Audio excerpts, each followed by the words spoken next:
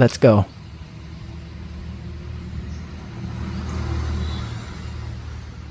Guys, welcome back to our channel. இன்னைக்கு பாத்தீங்கன்னா நம்ம வந்து ஒரு ஹேர் பேக் தான் போட போறோம். அது எப்படி போடலாம்னு வாங்க பார்க்கலாம்.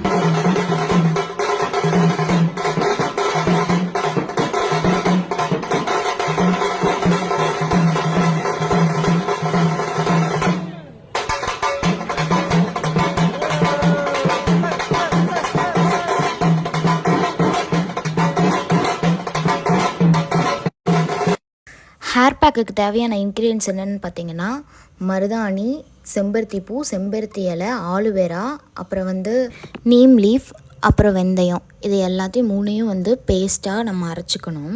இதில் வந்து நான் ஒரு மிஸ்டேக் பண்ணியிருக்கேன் இந்த வீடியோவில். என்னென்னு பார்த்தீங்கன்னா நான் பேஸ்ட்டாக அரைச்சிட்டு நான் அப்படியே தலையில் தேய்ச்சிட்டேன். அப்படியே வந்து தேய்க்கக்கூடாது. இதை வந்து இன்னும் கொஞ்சம் நிறையா தண்ணி விட்டு பேஸ்ட்டாக அரைச்சிட்டு இதை வந்து ஃபில்ட்ரு பண்ணிடணும். நான் அப்படியே தேய்ச்சதுனால என்னோடய ஹேர் வாஷ் பண்ணதுக்கப்புறமும் இதோட இன்க்ரீடியன்ஸ்லாம் வந்து நார் மாதிரி என்னோடய ஹேரில் வந்து அப்சர்வ் ஆயிருச்சு. அதுக்கப்புறம் நான் ஹேர் 2 டைம் வாஷ் பண்ணேன், அப்படியும் போகலை. ஆனால் இந்த ஹேர் பேக் வந்து ரொம்பவே நல்லா இருந்துச்சு, எனக்கு ரொம்பவே பிடிச்சிருந்துச்சி. இப்போ பார்த்திங்கன்னா இந்த ஹேர் பேக் நம்ம போடுறப்போ இதை நல்லா பாயில் பண்ணி நல்லா ஃபில்ட்ராக பண்ணிக்கணும். ஃபில்ட்ரு பண்ணதுக்கப்புறம் அதோடய ஜூஸ் இருக்கும், அந்த ஜூஸை மட்டும் நல்லா ஸ்கேல்பில் அப்ளை பண்ணிவிட்டு அப்புறம் ஹேர்லேயும் அப்ளை பண்ணணும். அப்படின்னா தான் இதோட யூஸஸ் வந்து நல்லாயிருக்கும். அதே சமயம் நம்ம வாஷ் பண்ண போது ஹேர் ரொம்ப நல்லாயிருக்கும், ஒட்டாது.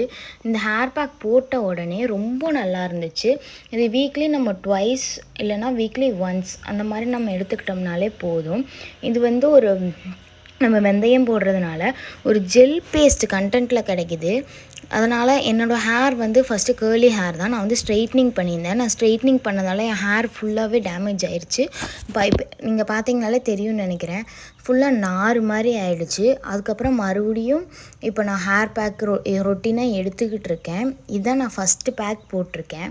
இந்த பேக்கோட ரிசல்ட் எப்படி இருக்குதுன்னு நான் பார்த்துட்டு நான் உங்ககிட்ட வந்து ஷேர் பண்ணுறேன். இந்த வீடியோ நான் ஷேர் பண்ணுறது காரணம் என்னென்னு பார்த்தீங்கன்னா, இதில் எதுவுமே எந்த ஒரு கெமிக்கலும் கிடையாது, எல்லாமே வந்து ஹெர்பல் தான். நம்ம ஹெர்பல் யூஸ் பண்ணுறதுனால நம்மளுக்கு எந்த விதமான ஒரு சைடு எஃபெக்ட்டும் வராது, ஹேருக்கு வந்து எந்த விதமான ஒரு டேமேஜும் வராது. கண்டிப்பாக ஹேர் ரூட் அண்ட் வந்து ஸ்ட்ராங் ஆகும், ஹேர் வந்து திக்னஸ் ஆகும், நம்மளுக்கு பெனிஃபிட் தான் அப்படின்னு தோணுச்சு. அதனால் இந்த ஹேர் பேக்கை வந்து நான் யூடியூப்பில் தான் பார்த்தேன். யூடியூப்பில் பார்த்து ஒரு ஃபேமஸான ஒரு யூடியூபர் வந்து சேலஞ்ச் வீடியோ போட்டிருந்தாங்க, அதை பார்த்து தான் நான் பண்ணேன். இது நல்லா இருக்குன்னு நான் நினைக்கிறேன். நல்லா நான் வாஷ் பண்ணதுக்கப்புறமும் இது நல்லா இருந்துச்சு. இது நான் போட்டு பார்த்துட்டு தான் நான் உங்களுக்கு வந்து ரிசல்ட்டு சொல்கிறேன். ரொம்ப ட்ரையாக இருக்கிற ஹேர் வந்து உங்களுக்கு ரொம்ப ட்ரையாக இருந்துச்சு அப்படின்னா கண்டிப்பாக ஆயில் வச்சுட்டு ஹேரை வந்து ஹேரில் வந்து ஹேர் பேக் போடுங்க. இல்லைன்னா ரொம்ப ட்ரையாக இருக்கும்போது போட்டிங்கன்னா இன்னும் அது சில்கியாக மாறாது. அது ஒரு வரன்னு ஹேர் வந்து தேங்காய் நார் மாதிரி ஆகிடும். ஹேர் வாஷ் பண்ணதுக்கப்புறம் என்னோடய ஹேர் வந்து ரொம்ப நல்லா இருந்துச்சு. இது வந்து நெக்ஸ்ட் டே மார்னிங் எடுத்த கிளிப்பு. வாஷ் பண்ண ஹேரை வந்து நான் அப்படியே விட்டுட்டு நைட்டு தூங்கிட்டேன். அதனால் கொஞ்சம் நார்மலாக இருக்குது. இப்போ ஆயில் வச்சதுக்கப்புறம் எப்படி இருக்குன்னு பாருங்கள். ரொம்ப ஒரு சில்கியாக ஸ்மூத்தியாக இருக்கும்.